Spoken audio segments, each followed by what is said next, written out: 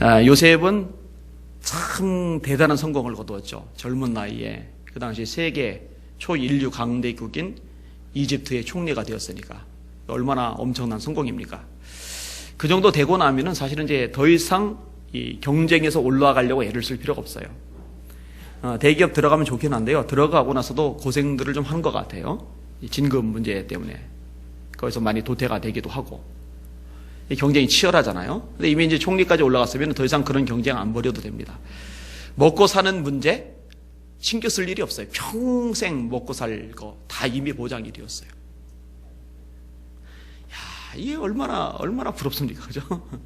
이제 더 이상 생계 문제 가지고 신경 쓰거나 스트레스 받을 일이 없다. 이 평생 먹을 게 보장이 된다. 이 얼마나 사람들 입장에서 이렇게 부러울 만한 일입니까? 그죠? 충분히 부러울 수 있는 여건이 됩니다. 젊은 딸을 두는, 어린 딸을 둔 애굽의 권세자들, 그리고 애굽의 부자들은 이 요셉을 사위 삼고 싶었을 거예요. 근데 그런 기회도 못 가져요. 왜냐면 왕이, 바로가 직접 중매를 썼거든요. 왕이 직접 중매를 서니 뭐 대충 아무나 서겠습니까? 최고의 가문 딸로 연결을 해준 거죠. 야, 부러워요, 부러워. 여러분 부럽죠? 부럽잖아요. 안 부럽다고 그러면은 거짓말장입니다. 이렇게 특별한 축복을 받은 요셉이 셈이 나기도 합니다. 길을 쓰고 노력해도 어떤 한계를 벗어나지 못해 애를 쓰는 때, 정말 소박한 꿈도 이루지 못해 마음 속에서 이제 스트레스를 받을 때, 요셉의 모습은 너무나 먼 세상 얘기같이 여겨져요.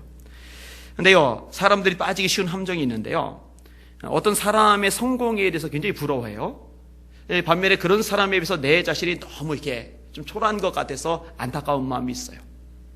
근데요, 부러워하는 것에서 멈추는 경우가 많다는 거죠. 특별히 하나님이 도우시고 하나님이 세우시고 하나님이 복을 주셔서 놀랍게 선 사람들을 보면서 그렇게 된 이유가 반드시 있거든요. 거기에 초점을 맞추고 그것을 배우고 내 것으로 삼을 줄 아는 것. 그게 사실은 지혜고 그게 사실은 복이거든요. 여러분에게 그런 지혜가, 그런 능력이, 그런 복이 있길 주의 이름으로 축원합니다. 아멘. 그것을 놓쳐서는 안 되는 겁니다. 제가 예전에 한 번 정도 인용을 했던 기억이 있는데, 톰 돌론이라는 선수가 있습니다. 이 선수가 시드니 올림픽 때 세계 신기록을 세웠어요. 2연패를 합니다. 그런데요, 이 톰 돌론에 대해서 매스컴이 굉장히 많이 관심을 가졌는데, 관심을 가졌던 것은 금메달 때문만이 아니었어요. 이 사람이 금메달을 따기까지 정말 혹독한 대가를 치렀더라고요. 이 사람 수영선수거든요. 근데 수영선수인데 몸에 병이 있어요. 무슨 병인지 아세요? 아주 심각한 천식. 우리에게도 천식 때문에 고생하는 분이 있어요. 천식 있는 사람들은 달리기 하는 거 힘들죠. 겨울철에 힘들죠. 건조할 때 힘들죠. 그 다음에 수영 같은 거, 달리기, 육상 같은 거 하기는 거의 불가능해요. 그게 천식 환자가 가진 한계이거든요. 이번엔 정상인보다 기관지가 좁아요. 갑자기 운동을 하면 발작을 일으키기도 해요. 그러니까 천식이 이렇게 심한 사람이 수영에서 세계 최고의 선수가 된다. 이거는 이제 애초에 이룰 수 없는 꿈이나 마찬가지인 거죠. 근데 이상하게 이 소년일 때부터 소년의 마음속에 꿈이 있는데 세계에서 가장 빨리 헤엄치는 사람이 되고 싶다. 참 되도 않는 꿈을 꾼 거예요. 그죠? 이분 같은 경우에 산소 섭취량이 정상인의 70% 정도밖에 안 된답니다. 그런데 병원하고 수영장을 오가면서 수영 실력을 키우는데 자기의 일반적인 호흡 방법 가지고는 수영이 안 되니까 70%만 가지고 호흡하는 이걸 가지고서 자기 나름대로만의 호흡 방법을 개발을 해내요. 대단해요. 그리고 맹운전을 통해서 96년도 애틀란타 올림픽에서 금메달을 먼저 겁니다. 그리고 이제 천식으로 고생하는 어린이들 만나러 다니면서 자기 체험담을 들려줍니다. 뭐 그런다고 천식이 사라진 건 아니죠. 문제를 일으키게 돼요. 1997년도에는 이 천식 증세가 더 심해집니다. 거의 10km 미국 선수권에 출전을 했는데 9km 지점에서 발작이 일어나서 구급차에 실려갑니다. 이제 주변에서 그리고 언론에서 당신이 이제 은퇴하십시오. 이미 금메달도 땄으니까 세계 최고의 영예를 한번 누렸으니까 이제 그만 은퇴하십시오. 더 이상 위험합니다. 그런데요, 은퇴 안 합니다. 그리고 다음에 98년도 미국 선수권 400m 자유형 레이스에서 우승자보다 12초나 늦게 들어왔고 12초면 엄청난 차이죠. 그리고 도착하자마자 쓰러져 버려요. 어머니가 눈물을 흘리죠. 가슴 아파가지고. 근데 이 사람이 정말 싫어하던 것이 있는데 뭐냐면은 천식 때문에 내가 실력 발휘를 못했다. 이런 말 죽어도 싫어해요. 핑계대는 게 싫은 거예요. 이렇게 쓰러진 사건 이틀 후에 200m 개인 혼영에서 우승을 거둡니다. 기가 막히죠. 1999년도가 가장 힘든 해였다는데 마음의 기둥이던 할아버지가 세상을 떠났고 그리고 농구를 하다가 다리를 크게 다쳐가지고 수술을 받아요. 그런데 포기를 안 해요. 존 어번체크라는 코치를 찾아가 재활 훈련을 받아요. 다리가 약해졌잖아요. 발로 막 박차서 일궈서 물을 밀어내고 속도를 내야 되는데 다리에 힘이 없으니까 대신에 팔의 힘을 강화해서 손을 더 강화를 시킨 거예요. 이 훈련을 더 한 거예요. 다리로 물을 밀어내지 못하는 그 손을 강화해서 팔을 강화해서 극복을 해버린 거예요. 하루에 30km씩 헤엄을 쳤죠. 거의 이제 지옥 훈련이죠. 이 정도면 사람 죽어나가죠. 시드니 올림픽이 드디어 벌어졌어요. 예선 이후에 발작 증세를 보여 선수촌으로 들어가서 산소 마스크 쓰고 누워있어요. 그리고 안정을 겨우 취한 다음에 결선에 나가요. 그리고 세계 신기록을 세워요.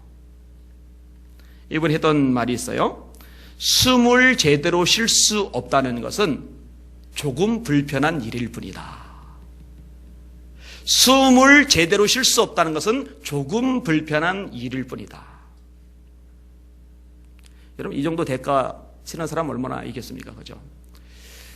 요즘에 아내한테 우리 효빈이가 된통 한번 깨졌는데 그 깨진 이유 중에 하나가 뭐냐면은 대가를 치르려는 것. 그게 없다는 거죠. 마음의 부담은 많아요. 이렇게 해야 되겠다는 마음의 부담은 많아요. 근데 여러분, 부담은 누구나 다 가지고 있어요. 여러분, 부담 없는 사람 어디 있어요? 여러분들 부담 없어요? 다 있잖아요.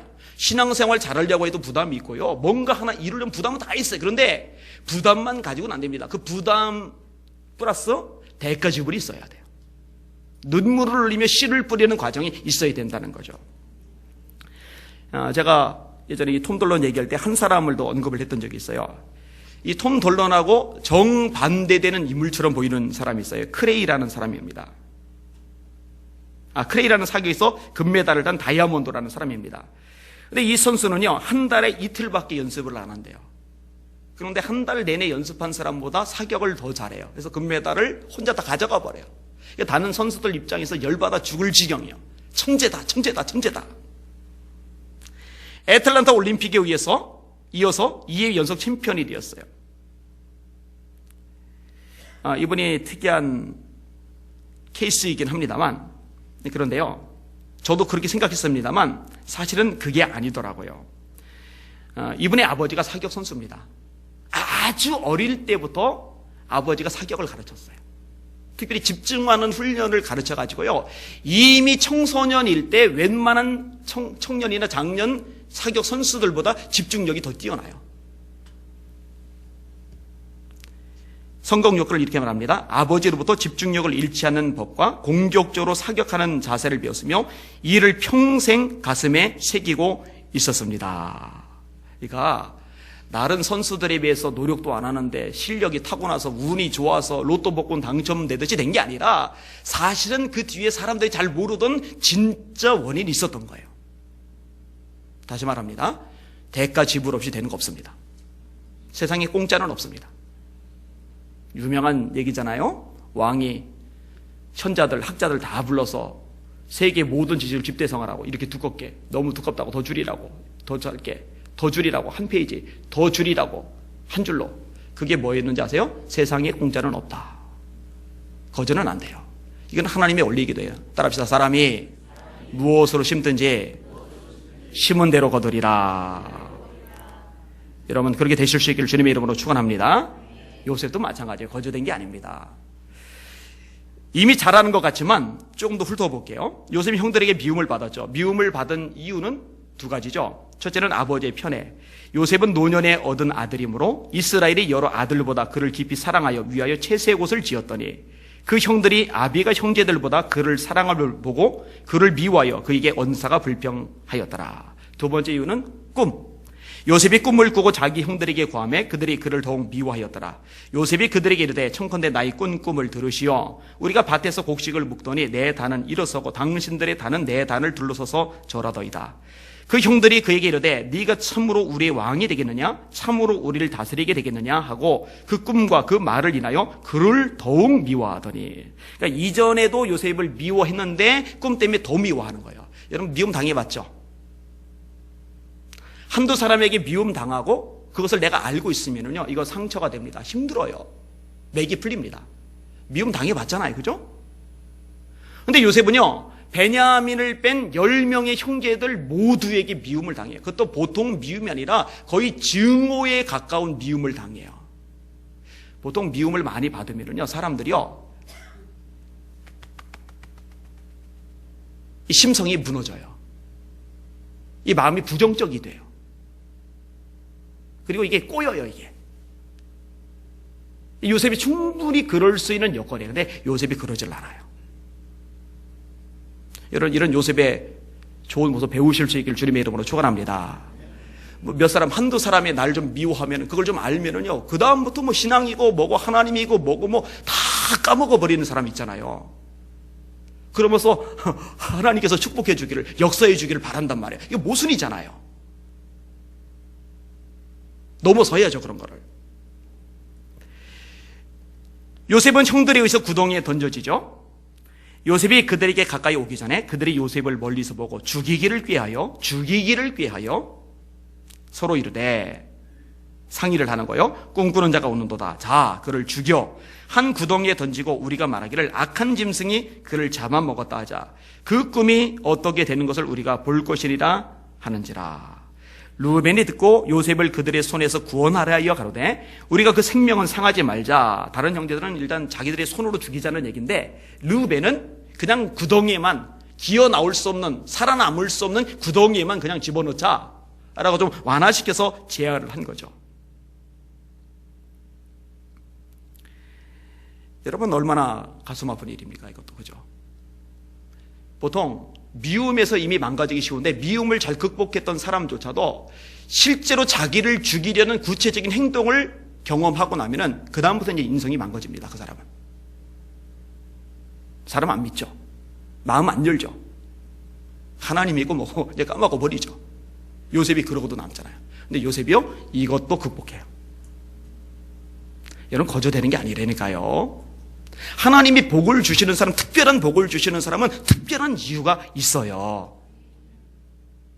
깨달으시길 주의 이름으로 축원합니다. 이때니까요. 그리고 이스마엘 상인들에게 팔려가잖아요. 그들이 앉아 음식을 먹다가, 형들이에요. 그들이 앉아 음식을 먹다가, 이것도 참 열불나는 장면인데 요셉 구덩이에 떨어뜨려 놓고 죽이려고 하는데 그래 놓고는 자기들은 밥을 먹고 있는 거예요. 이게 밥이 넘어갑니까?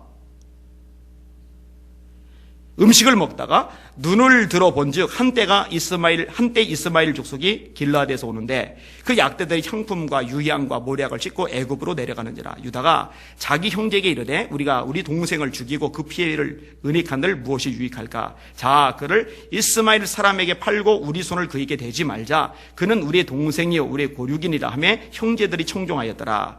때에 미디안 사람 상고들이 지나는지라. 그들이 요셉을 구덩이에서 끌어올리고 은 20개에 그를 이스마엘 사람들에게 팔매 그 상고들이 요셉을 데리고 애굽으로 갔더라. 참 잔인하죠.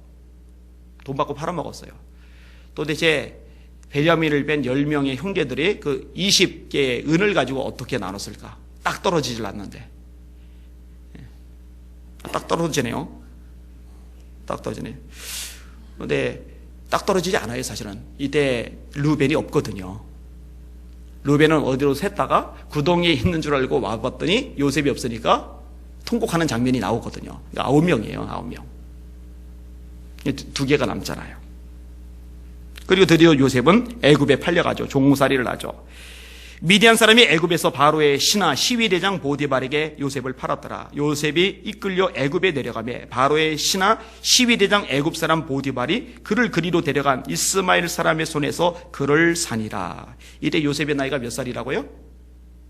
17살. 감수성이 예민할 때죠. 사춘기 무렵이죠. 그런데 부모 형제 없는 곳에 먼 나라에 가서 노예살이를 하게 된 거예요. 여러분, 애들 때 얼마나 놀고 싶습니까? 재밌잖아요.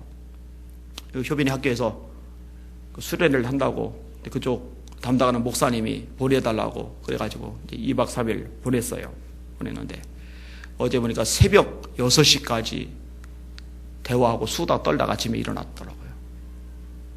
도대체 난 새벽 6시까지 무슨 대화를 했는지 감이 안 오는데, 여러분, 애들 때는요 그냥 애들끼리 모아만 놔도 재미있고 신나고 좋잖아요. 근데 지금 효빈이 나이가 17살이거든요. 쟤를 노예로 팔아먹어봐요. 저 베트남에 가가지고 거기서 아침부터 밤까지 물도 나르고 장작 패고 온갖 무거운 짐 나르고 청소하고 내년도에도 그러고 내년도에도 그러고 내년도에도 그러고 내년도에도 그러고 그렇게 이제 간다고 생각을 해보세요. 이 정도쯤 되면은요 사람이 자괴감에 빠집니다. 내 인생은 끝이라고 주저앉아 버립니다. 근데요 참 대단한 게요, 요셉이 하나님을 잊어버리지 않을 뿐만 아니라 하나님이 주신 소망과 꿈도 여전히 포기하지 않고 붙잡고 있다는 거예요. 나는 우리 성도들 그렇게 세우고 싶어요. 여간한 환경, 여간한 시련, 여간한 문제, 여간한 고통 따위에는 눈 하나 깜빡하는 거예요. 왜 힘들지 않겠어요? 왜 외롭지 않겠어요?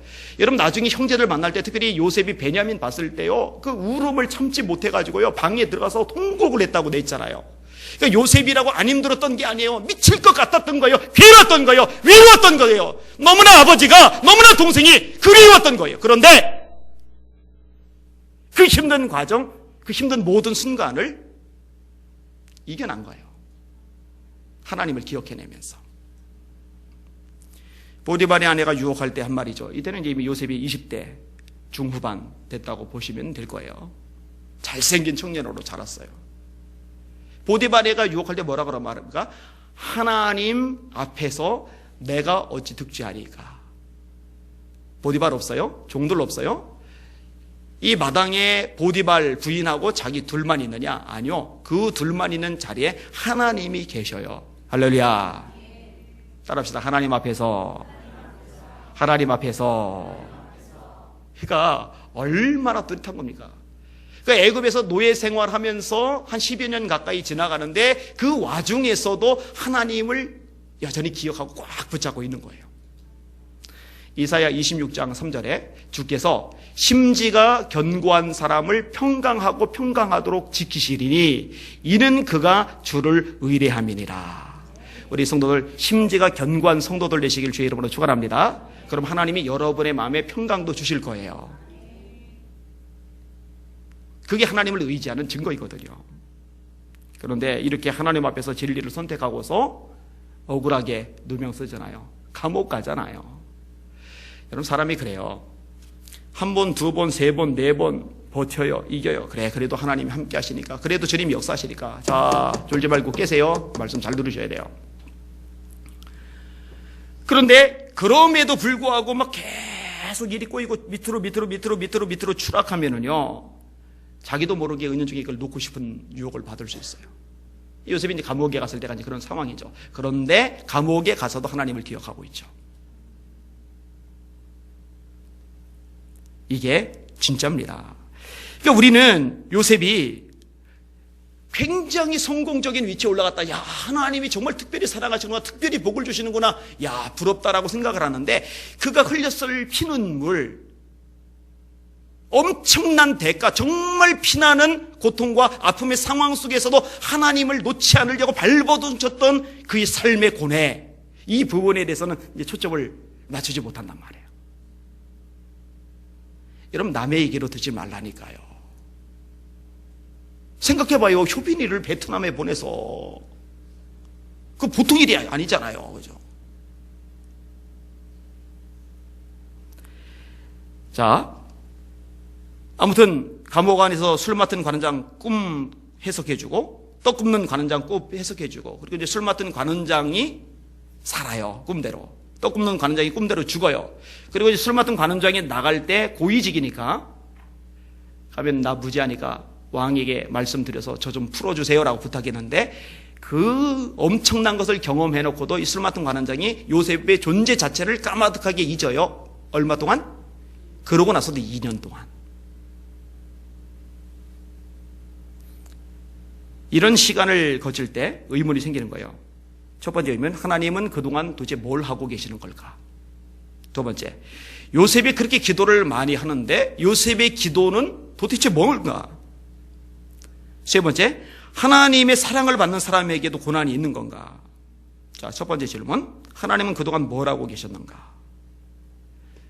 요셉이 완전히 밑바닥 인생 굴르고 또 구를 때 하나님 대체 뭘 하고 계셨어요? 뒷짐지고 계셨어요?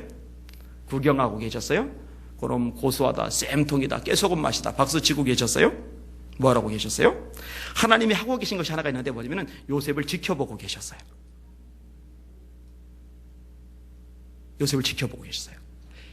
그런 절박한 상황에서 요셉의 마음 생각이 어떤지, 요셉의 입에서 나오는 말이 어떤지, 요셉의 삶에서 나오는 행동이 어떤지 이것을 지켜보고 계셨어요.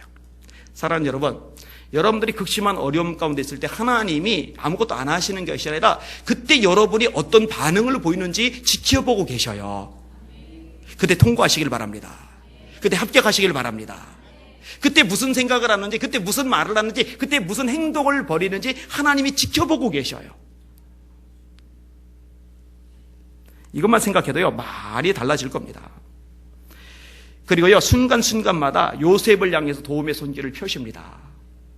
여전히 고통스럽지만 그래도 살짝 하나님의 위로를 경험하게 해주세요. 고린도서 1장에 하나님은 위로의 하나님입니다. 환난 중에 있는 자들을 위로하사 모든 환난 중에 있는 자들을 위로하게 하시는 이라고 언급을 하고 있어요. 노예 생활할 때도 마찬가지고 감옥에 들어갔을 때도 마찬가지고 그때마다 그래도 하나님이 주시는 은혜들이 있었어요. 근데 여러분, 여러분의 삶을 가만히 돌이켜보세요. 정말 밑바닥 너무 힘들고 외롭고 답답하고 미칠 것 같은데 그런데 그 와중에도 그때 여러분이 안전히 무너지지 않도록 도와주시는 하나님의 손길이 있었죠. 하나님의 자비와 긍휼이 있었죠. 있었다니까요. 여러분, 사실 그거 없었으면요 정말 힘들었을 거예요. 그리고 또 하나 기억할 거는요, 여러분이 감당할 수 없는, 다시 말해 여러분의 한계를 넘어서서 여러분의 인생을 망가뜨리고 여러분의 인생을 무너지게 만들고 여러분의 성품을 완전히 박살나게 만드는 그런 시험은 하나님이 주지는 않아요. 여러분의 한계를 하나님은 정확하게 아세요. 성경은 말씀합니다. 사람이 감당할 시험 밖에는 너희에게 당한 것이 없나니 오직 하나님은 미쁘사 너희가 감당치 못할 시험 당함을 허락치 아니하시고 시험 당할 쯤에 또한 피할 길을 내서 너희로 능히 감당하게 하시느니라. 요셉이 너무 밑바닥이지만 요셉이 감당할 수 있는 한계 안에 있는 거예요. 여기는 여러분들 나름대로 내가 지금 제일 힘들다라고 생각할 수 있을지 모르지만은 기억하세요. 여러분이 감당할 수 있는 한계 안에 있어요. 그리고 정심에 지나면은 하나님이 피할 길 주시는 줄 믿으시길 바랍니다. 하나님이 아무것도 안 하시는 게 아니에요. 잊지 마셔요. 그 다음에 두 번째, 요셉의 기도는 소용이 없었던 것일까? 하나님, 이 구덩이에서 빠져나가게 해주세요. 응답 안 돼요. 묶여서 끌려갈 때 하나님 이거 풀려서 아버지 품에 가게 해주세요. 응답 안 돼요. 노예 생활할 때 하나님 고향 땅에 가게 해주세요. 응답이 안 돼요. 감옥에 갇혔을 때 이 억울함 풀어주세요. 응답이 안 돼요. 저 술 맡은 관원장이 저를 좀 기억해내게 해주세요. 응답이 안 돼요. 그럼 기도는 왜 해요? 사람들이 착각을 하는 것 중에 하나가 있는데 뭐냐면 기도는 응답받으려고 한다. 맞아요? 일부는 맞아요. 근데 다 맞지는 않아요. 여러분, 기도는요 응답 이상의 것이 하나가 있죠. 이렇게 생각을 하시면 돼요. 제 아내가 저와 대화를 나누는데 저에게 뭔가 얻어내기 위해서만 대화를 한다. 얻어내는 게 대화의 목적이 아닙니다. 대화는 친밀함이 본질적인 목적입니다. 그리고 이 친밀함을 누리는 대화 속에서 요구도 나올 수 있는 것이고 그 요구에 대한 응답도 주어질 수가 있는 거죠. 이거 하나님과의 대화가 기도인데 기도는 하나님께 뭔가 얻어내는 게 혈안이 된 것, 그게 목적이 돼서는 안 돼요. 하나님과의 친밀함이 주목적이 되시길 주의 이름으로 축원합니다. 만약에요, 하나님과의 친밀함이 주목적이 아니고 얻어내는 것이 주목적이면은요, 얻어내려고 했는데 얻어지지 않으면은 지쳐요. 그리고 짜증이 나요. 그리고 낙담이 돼요. 그리고 기도에 대해서 회의가 생겨요. 이게 뭔가. 그러니까 요셉이 만약 얻어내는 것이 주목적이었다면 요셉은 기도의 목적을 잃어버리는 거예요. 기도할 필요가 이제 없어요. 해봐야 소용없잖아요. 해봐야 밑으로 점점 밑으로 곤두박질 치니까.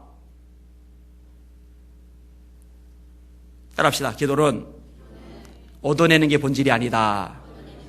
하나님과의 친밀함이 본질이다.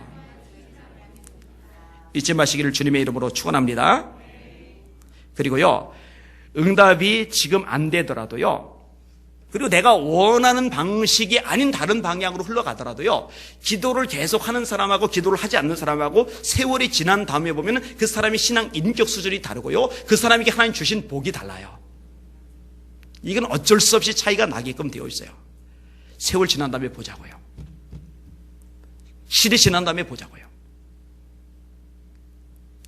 기도하실 거죠? 깨어 있으실 거죠? 오늘 이존사님하고 얘기하다가 제가 그랬어요. 요즘 너무 좋다고, 새벽에 너무 좋다고. 요즘 제가 막 새벽마다 싱글벙글해요. 저 뒤에 곽태정 집사님도 안 빠지고 나오셔도 돼. 2층이 예배당이 거의 다 찼어요. 그러니까 제가 얼마나 신이 나겠어요. 야, 우리 성도들 참 복 있는 선택을 하는구나. 얼마나 기쁘고 얼마나 감사한지 모르겠어요. 근데 여러분, 새벽에 기도하다가 여러분이 기도한 대로 지금 당장 응답이 안 돼도, 구덩이에서 못 나와도, 이 묶인 거에서 안 풀려져도, 노예 생활에서 못 벗어나도, 막힌 감옥 안에서 탈출하지 못해도, 그래도 포기하지 말고 하나님 바라보시고 기도는 계속 심어가시기를 주님의 이름으로 축원합니다. 아멘. 세 번째, 하나님은 사랑받는 자에게도 고난을 주시는가? 예, 그죠요. 맞아요. 좀 더 심하게 말할까요? 하나님은 하나님이 사랑받는 사람, 하나님이 사랑하는 사람에게 고난을 좀 더 주십니다. 나 사랑받기 싫어요. 그럼 나 사랑받기 싫어요. 고난 생각만 해도 이가 갈리는데, 징글징글 맞는데, 지금 살아온 생애도 돌이켜보면은 막 온몸이 소름 돋을 만큼 힘겨워 죽겠는데, 사랑받는 사람에게 고난도 주면 나는 싫어요. 나는 싫어요. 근데 여러분 기억하세요? 그거는 절대로 손해가 아닙니다. 따라합시다. 고난은 하나님의 위장된 축복이다. 그죠? 그 과정 통과할 때 하나님의 역사도 크게 임하는 줄 믿으시길 바랍니다. 여러분들 중에도 고난 당하는 사람들이 있어요. 어떤 분은 이제 경제적인 문제 때문에. 저는 이제 우리 교인들 사정을 이제 다 파악을 하고 있죠. 이 물질 문제 때문에 힘들어하는 사람들이 있어요. 어떤 사람은 이제 인간 관계 때문에. 이 관계가 원만하지 않아서 참 피마르는 사람들 있어요. 그거 얼마나 시달리겠어요. 어떤 사람은 물질도 좀 괜찮아요. 교우들 관계도 뭐 나쁘진 않고 주변 사람 관계도 나쁘진 않아요. 근데 자식 때문에 또 이제 가슴앓이를 해요. 어떤 사람은 그런 차원이 아니에요. 꿈이 있는데 나름대로 계획했던 목표가 있는데 이 목표가 현실하고 너무 갭이 큰 거예요. 여기에 이제 좌절감이 좀 느껴지는 사람도 있을 거예요. 다른 사람들은 인생이 잘 풀릴 것 같은데, 잘 돼가는 것 같은데 내 인생만 꼬인 것 같은 그런 느낌 때문에, 이것 때문에 이제 힘들어하는 사람들도 있어요. 근데 이런 것들 겪으면 사단이 속삭입니다. 사단은 애초부터 거짓말하잖아요. 거짓의 아비잖아요. 네 꼴을 봐. 말도 참 고약하게 하죠. 꼴을 봐. 너 하나님이 널 사랑하시면 네가 지금 그 모양 그 꼴인데 내버려 두시겠어? 벌써 놔주시지? 벌써 해결해 주시지? 벌써 역사하시고 축복해 주시지? 지금 네 꼴을 봐. 너 하나님한테 미운 털 먹여서 그래. 근데 절대로 그렇지 않습니다. 절대로 속지 마시길 바랍니다. 따라하세요. 사탄아, 물러가라! 그냥 물러가라 하면 안 물러나가죠. 다시 따라합시다. 예수 이름으로 명하노니 사탄아, 물러가라! 여러분 당당하시길 바랍니다. 담대하시길 바랍니다. 자부심과 긍지를 놓치지 마시기를 주님의 이름으로 축원합니다. 과정일 뿐이에요. 과정. 이 과정은 누구나 다 겪어요. 성경 이렇게 두꺼운데 여기 나오는 수많은 사람들 우리가 지금 제일 힘든 것보다 더 힘든 과정 겪었던 사람 한둘이 아니에요. 우리가 문자로 쭉쭉 읽어서 그렇지 내 삶으로 대비를 하면은요 정말 피눈물 날 만한 일들 겪어요. 그런데 클수록 하나님의 은혜도 큰 거예요. 잊지 마시기를 주님의 이름으로 축원합니다. 여러분, 사울을 피해서 도망자 생활을 하는 다윗 미움털 먹였어요? 아니요. 사도행전 13장이 말씀합니다. 이새의 아들 다윗을 보니 내 마음에 합한 사람이다. 하나님이 마음에 쏙 든다고 해놓고 굴렸어요. 미워서 굴린 게 아니라 너무 마음에 들어서 더 잘 다듬으려고 더 멋있게 이쁘게 창조하시려고 굴리셨어요. 여러분, 예수님 시험 받으시고 미움 받아서 그래요? 이는 내 사랑하는 자요 내 기뻐하는 자라. 오늘 요셉도 역시 마찬가지고요. 잊지 마시기를 주님의 이름으로 축원합니다. 오늘 본문의 내용 참 대단하죠. 자, 다시 한번 쭉 읽을게요. 38절부터 45절까지 시작. 바로가 그의 신하들에게 이르되 이와 같이 하나님의 영에 감동된 사람을 우리가 어찌 찾을 수 있으리요 하고 요셉이 이르되 하나님이 이 모든 것을 내게 보이셨으니 너와 같이 명철하고 지혜 있는 자가 없도다. 너는 내 집을 다스리라. 내 백성이 다 내 명령에 복종하리니 내가 너보다 높은 것은 내 왕자뿐이니라. 바로가 또 요셉에게 이르되 내가 너를 애굽 온 땅의 총리가 되게 하노라 하고 자기의 인장 반지를 빼어 요셉의 손에 끼우고 그에게 세마포 옷을 입히고 금사슬을 목에 걸고 자기에게는 버금 수레에 그를 태우매 무리가 그의 앞에서 소리를 지르기를 엎드리라 하더라. 바로가 그에게 애굽 전국을 총리로 하였더라. 바로가 요셉에게 이르되 나는 바로라. 애굽 온 땅에서 네 허락이 없이는 수족을 눌릴 자가 없으리라고. 그가 요셉의 이름을 사브낫 바네아라고 하고 또 온의 제사장 보디베라의 딸 아스낫을 그에게 주어 아내로 삼게 하니라. 요셉이 나가 애굽 온 땅을 순찰하니라. 자, 이 엄청난 성공 이면에 숨어 있는 과정에 대해서 오늘 샅샅이 생각을 해봤습니다. 말씀을 정리를 할게요. 여러분, 대가 지불합시다. 대가 지불합시다. 아파도 지불합시다. 힘들어도 지불합시다. 속이 정말 막 뒤집어질 것 같을 때도 그때도 꾹꾹 누르고 하나님이 원하시는 대로 한번 해봅시다. 하나님 말씀에 순종하는 복 있는 여러분들 되시기를 주님의 이름으로 축원합니다. 그렇게 되셔야 돼요. 그 록펠러에 대해서 그 비판의 목소리가 있어요. 독과점을 했다. 재벌 기업 구조를 만들었다. 또 이제 음모론이 있어요. 프리메이슨, 일루미나티, 뭐 삼각위원회, 뭐 기타 등등 해가지고 이 모든 것의 근원에 로스차일즈 가문과 더불어 이 록펠러 가문이 뭐 하나님을 거역하는 뭐 마지막 세대 적그리스도의 핵심이다. 참 상상력이 좋아요. 데이비드 차 같은 사람이 이제 그런 주장 많이 하죠. 또 거기 넘어가는 사람도 많고. 비판의 여지가 전혀 없는 건 아니지만 헛소리입니다. 그리고 록펠러 같은 위치 가보세요. 록펠러만큼 할 건지. 못합니다. 웬만하면 그렇게 못합니다. 이 사람은 좋은 학문 쌓았던 사람이 아닙니다. 명문대 나오지 못했어요. 좋은 집에서 태어난 사람은 더더욱 아닙니다. 장래성이 보이지 않다고 첫 번째 교제하던 아가씨한테 퇴짜 맞았어요. 채였어요. 당신하고 결혼하면은 내 인생 별로 넉넉하지 못할 것 같아요. 장래성이 없어요. 찼어요. 아마 나중에 되게 많이 후회를 했을 것 같아요. 이 사람이 세 가지 기적을 일으켰다는데 첫째 기적은 역사상 가장 가난했던 자가 가장 부유해졌다. 지금 세계 최고의 부자가 또다시 바뀌었어요. 빌 게이츠로. 워렌 버핏하고 빌 게이츠하고 1등, 2등 왔다 갔다 해요. 그런데 주식 때문에 그런 현상이 생겨요. 어느 기업이 잘 되느냐에 따라서 이 값어치가 왔다 갔다 하니까 1, 2등이 이제 왔다 갔다 바뀌는 거예요. 지금의 빌 게이츠보다도 지금 돈으로 환산하면 더 큰 부자, 유일한 부자가 록펠러입니다. 그러니까 지금 인류 역사상 최고의 부자로 꼽히는 사람인 거죠. 두 번째 기적은 역사상 가장 많은 돈을 남에게 준 사람입니다. 이 사람이 얼마나 사람을 많이 도왔는지 몰라요. 지금 빌 게이츠, 워렌 버핏이 기부 많이 하죠. 게이츠 멜린다 재단을 통해서 박수 칠만합니다. 우리나라 기업인들이 배워야 돼요. 이건희 회장이 좀 배워야 돼요. 정몽구 회장이 좀 배워야 돼요. 우리나라는 이 기부 문화가 참 약해요. 정말 어마어마한 돈을 쏟아부어요. 그런데 빌 게이츠나 워렌 버핏하고 비교가 되지 않을 만큼 막대하게 쏟아부었던 인물이 록펠러입니다. 돈 가져보면 압니다. 가져도 벌벌 떠는 사람은 어쩔 수 없어요. 자기 거 더 많이 쌓으려고 하죠. 세운 학교가 수두룩하고요. 세운 교회가 수두룩합니다. 세 번째 기적. 이거는 크게 부럽지는 않아요. 98세까지 살았는데, 이빨 중에 한 개도 안 썩었대요. 98세 되도록. 이건 진짜 기적입니다. 보통 70, 80 넘어가면은 자기 치아 아닌 다른 치아를 이렇게 끼고 다니기도 하잖아요. 98세까지 이빨이 멀쩡하다. 이거는 이제 기적이에요. 이거는 거의 이제 불가능하다고 보시면 돼요. 그래서 저는 그런 기적은 전혀 안 반가워요. 이빨 좀 빠져도 괜찮아요. 나이 들어서.